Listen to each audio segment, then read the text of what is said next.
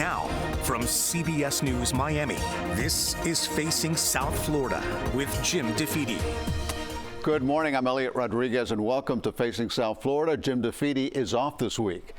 There are nearly 50,000 homeowners associations in the state of Florida.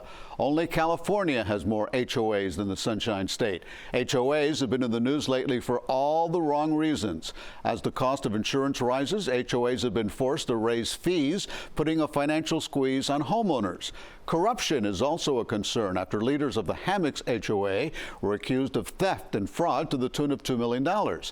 Florida now has the HOA Bill of Rights, but critics say its protections do not go far enough.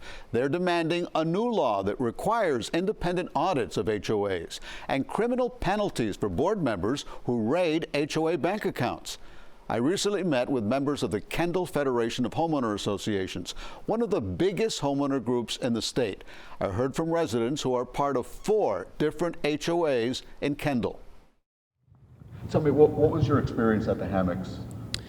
Well, we observed a lot of issues related to lack of openness, lack of open record requests. When we would ask questions about what's going on in the association, we would start getting violation, abuses towards us, a lot of vindictive behavior. People were losing their homes. So eventually people got scared and just stopped asking questions. Some of us didn't. And we faced a lot of abuse. So there's been a lot of abuse in the Hammocks. It's gotten a lot better under the receivership, but it's a big, deep hole that we're in right now. We're digging ourselves out right now. Personally, how much did you have to pay? I went from $85 a month to $385 a month. We had about a 400% increase within about a 1.5-year period during that time. And what were you getting for that additional money? Nothing. We were getting no differences in services. A lot of it would be neighborhood budget increases, and we would have no differences in our neighborhood. Our trees weren't being cut, the paint wasn't being restored from year to year, drains were overflowing, nothing got done. That was under the previous criminal boards. Right. Yeah. And what was your reaction when you found out there was alleged criminal activity taking place? Well, it explained a lot. We saw a lot of money going into the association and nothing coming back out in terms of services or events that an association would have for its residents. So it explained a lot to us. It was unfortunate, but we weren't surprised by the outcome. After going through this experience, what advice would you have for people out there who live in an HOA? Well, you can try. I want to say to hold them accountable, but unfortunately, the state of Florida through DBPR, there's no teeth in the law. So we went and we tried to go to DBPR to try to get assistance. We got nowhere. We tried to go to our politicians. We really didn't get anywhere. We went to the news. The news helped us get exposure to the problem, but there's really not, even right now, there's not a lot of options. The only option the Hammocks had was to go into receivership, which is very, very expensive, but it was the only option we had. Well, the legislature just passed a Homeowner Association Bill of Rights. Well, I helped him with Juan Porras and a few others. We had about 60 pages worth of ideas, and I think 8 pages might have gotten passed. I don't know the exact number, but it was a much reduced number, and it disappointed a lot of us because we worked very hard on building something that might give us teeth, and at the end had very little. If you ask Fernandez Rundle, she had wonderful ideas, and very few got implemented in the final version. It's unfortunate. I guess it's better than nothing, so we're grateful for what we have, but we hope for a lot more. Have you given up? No, definitely not. But we know that unfortunately with politicians there's a lot of compromise. So where you start out and where you end up, it's a hard journey. I'm at the exact opposite end, and I'm very thankful. I've been there since '74, and it's always been beautifully run by a board. We do have annual outside audits. I also think we're just very lucky we elected honest board members. But this is an association that is 1,450 homes, and it's single-family homes, and we have 2 pools, tennis courts, we have a lake, but we have parties. But we've been very, very lucky. Now, when the things happened with the Hammocks, we all got scared. I was on the board for 25 years. It was like, are we doing what we are supposed to be doing? Because insurances are issues, and One year we tried to renew our insurance, and the insurance companies didn't want us to have lifeguards. This is still something that we're debating, because it depends on what insurance company you go to, because if you put the sign up and say at your own risk, theoretically your liabilities should be less, so that's an issue. But our issues are so little. I mean, we are so very lucky, and I think it's, I don't know, maybe it's because we have that clubhouse, that one clubhouse, or the facilities that, and our school, our elementary school is in the middle of our neighborhood. And that makes us very active in the school, which means if you're walking on the sidewalks in the evening, you see your neighbors. So it sounds like things are going well in your homeowners association. Very well. So what advice do you have for others who live in condominiums? Number one, and I know it's going to be hard to do, go to your HOA meetings. Go to your HOA meetings, find out what they're talking about, ask questions, pay attention. And if you can't go to the meeting, get a copy of the minutes, find out what's going on. There's a lot of apathy. So I feel that I am between the wonderful things that are happening at Winston Park and the horrific situation they've been in the Hammocks. I used to be on the board. I was on the board for 5 years. Tremendous transparency. A new board took over, zero accountability, zero meetings. We did have an increase. We don't have much. We have a pool, and that's it. There was an increase of $60, which is not a lot, but there was no meeting in order to tell the people, hey, your insurance is going up, this is what's going on. And it's a lot of retribution, a lot of selective enforcement. If you're friends of the board, your car doesn't get stickered. If you're friends of the board, you can say whatever you need to say because you're supporting the board. I am the rebel in the community. Oh, no. And I suffered a lot after I got off the board. They came after me with a vengeance. Our community had money.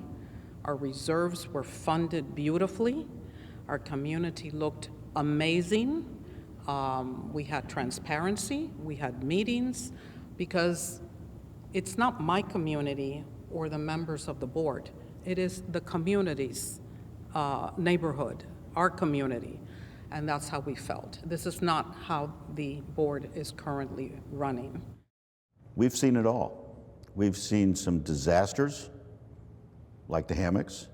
We've seen some good, positive situations. Crossings happens to be one of them. And we've seen stuff in between. Coming up next, we'll hear from Miami-Dade State Attorney Fernandez Rundle, who says stricter laws are needed to protect HOA members. And later, I'll talk to the state representative who sponsored the HOA Bill of Rights about his plans to pass a new law governing them.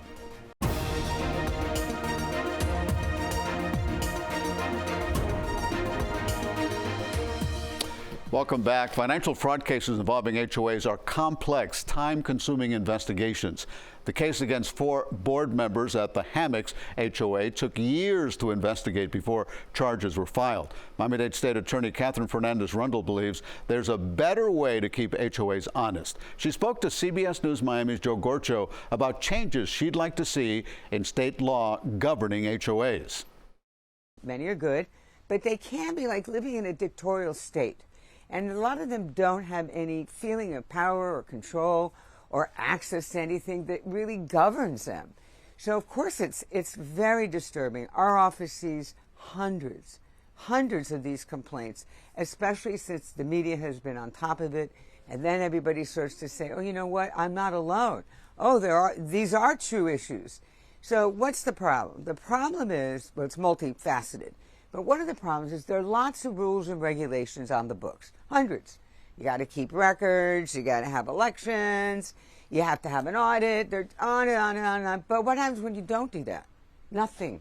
Nothing happens. Did the situation in the Hammocks, where the allegations surround the board siphoning more than $2 million from the association, did that change the level of urgency from yourself and maybe perhaps other lawmakers here in South Florida to finally figure out how to get something on the books with teeth to help these homeowners that believe something might be going on in the background have a real opportunity to fight back without spending, like you mentioned, thousands and thousands of dollars going to civil court to try to find some remedy and relief to figure out what's going on with our money in our association. So now that everybody sees this, it's in the under the microscope, we all see all the problems with the laws. It took years to be able to put a criminal case together. It's the second largest homeowners association in Florida. It's like a city. Stealing has always been a crime, though. If you steal money, you take money that you're not supposed to be dealing with, or you're moving money in some sort of way. That's always been a crime, but it sounds like because it's so hard to be or force people to be transparent within these associations, is that where some of the reforms you're looking at to force transparency in a more meaningful way so your office and other law enforcement entities can really figure out what's happening within this association when a complaint comes to your office? On all counts, everything you just said is exactly right. We need transparency. I believe that those homeowners are entitled to that. They have a right to know how their money is being spent, how much of it's being spent, is it being spent in a reasonable and prudent way.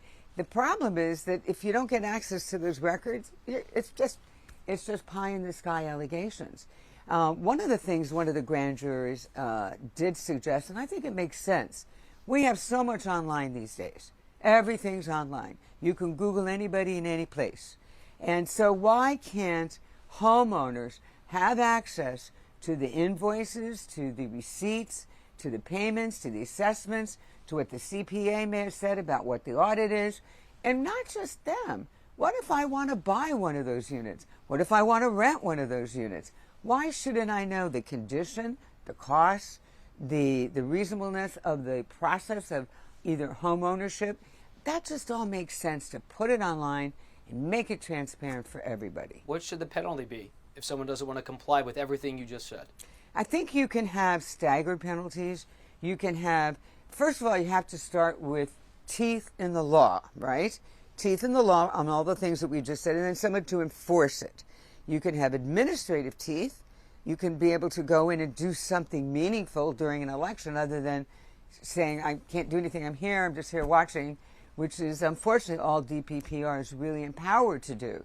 So if DBPR is going to be the enforcement agency, you need to do a couple things. You need to give them laws that have teeth, so they have administrative consequences against those bad parties at the, taking over the elections and so on and so forth. If that doesn't work, then you have to also have criminal penalties. After a certain point, you can't make everything a crime, every transaction.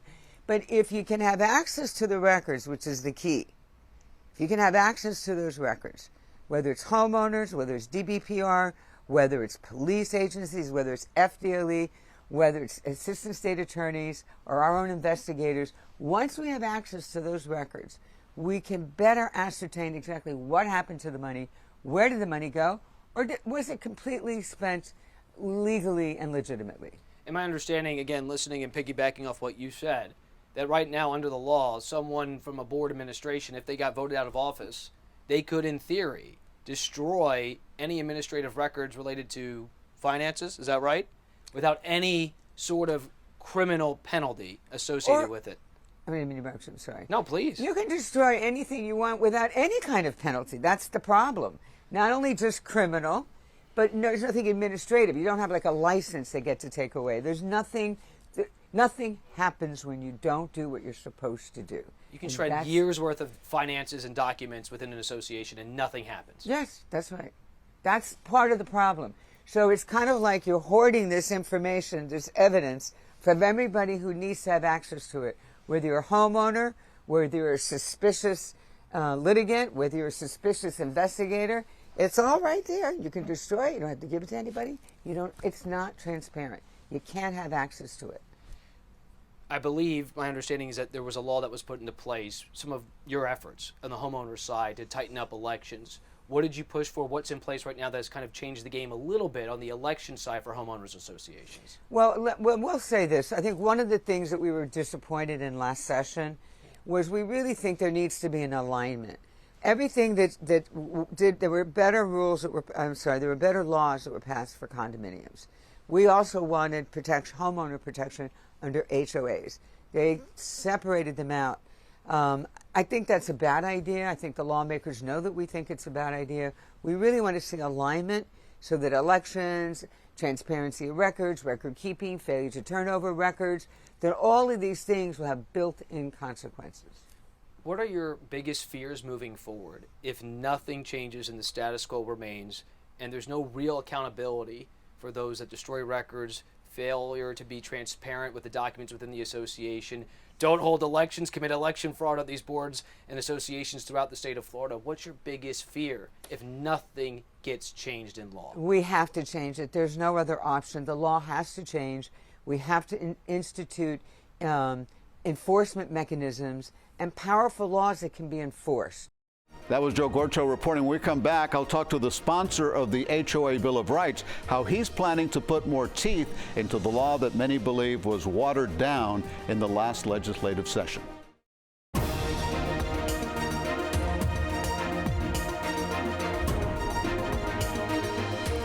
Welcome back. I'm Elliot Rodriguez in for Jim DeFede this week. The HOA Bill of Rights took effect October 1st, but the law was just a shadow of what freshman Florida lawmaker Juan Porras initially envisioned when he proposed the bill.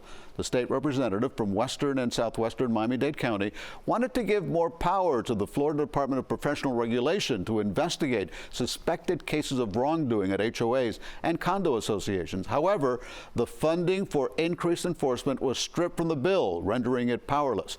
When I talked to Representative Porras, he told me he isn't giving up and plans to introduce a similar bill when the legislature convenes in Tallahassee next month. State Representative Porras, first of all, thank you very much for joining us on Facing South Florida. Thank you so much for having me, Elliot. You were the sponsor of the HOA Bill of Rights in Tallahassee, and I have to say you really struck a nerve with this issue, because whenever we do a story about problems with HOAs, our phones just go crazy with complaints and people who have suspicions or are wondering what's going on with their HOA. Now, when you sponsored this Bill of Rights, I'm sure you were hoping to accomplish more than what you finally got in the bill. Is that safe to say? I do think that's safe to say, although I will admit, I think we passed one of the largest HOA packages, I think, in the past 10 years. Before my time in the legislature, I think the issue was not looked at as much as before. And sadly, it did take something like what happened in my district, like we saw in the Hammocks, and many other parts of South Florida, to really get us to this point where the legislature is now starting to see this as a priority, and our delegation is really starting to pay attention to this. All right, well, tell us, what were the key points in the bill that you originally filed? Absolutely. So in the original bill, I worked very closely with our state attorney, Fernandez, who's been fantastic, and several members of our community, including the mayor. It had a statewide task force to handle the enforcement of some of the HOA law that we had in place. Sadly, which is not really up to par at the moment with some of the laws that have to do with condominiums. And the legislature, when these laws were made, it was a very different time. But I think now, we're starting to play a little catch up in how some of these laws and how these HOAs really, practice their day to day.